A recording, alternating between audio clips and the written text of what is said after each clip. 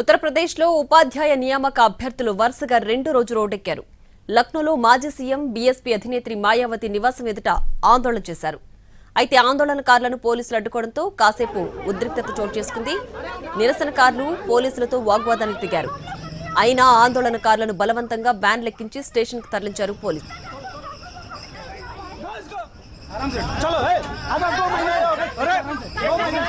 ये धक्का मुक्की देख लीजिए।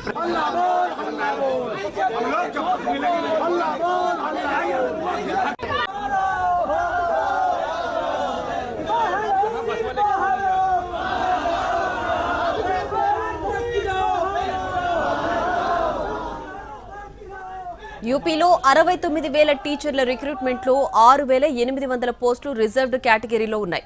రిజర్వ్డ్ కోటా సీట్ల భర్తీలో అవకతవకలు జరుగుతున్నాయని ఉపాధ్యాయ నియామక ఉద్యోగ అభ్యర్థులు ఆరోపిస్తున్నారు. తమకు అన్యాయం జరగకుండా మాయావతి జోక్యం చేసుకోవాలని నిరసనకారులు డిమాండ్ చేస్తున్నారు. సుప్రీంకోర్టులో న్యాయ పోరాటానికి మద్దతివ్వాలని కోరుతున్నారు.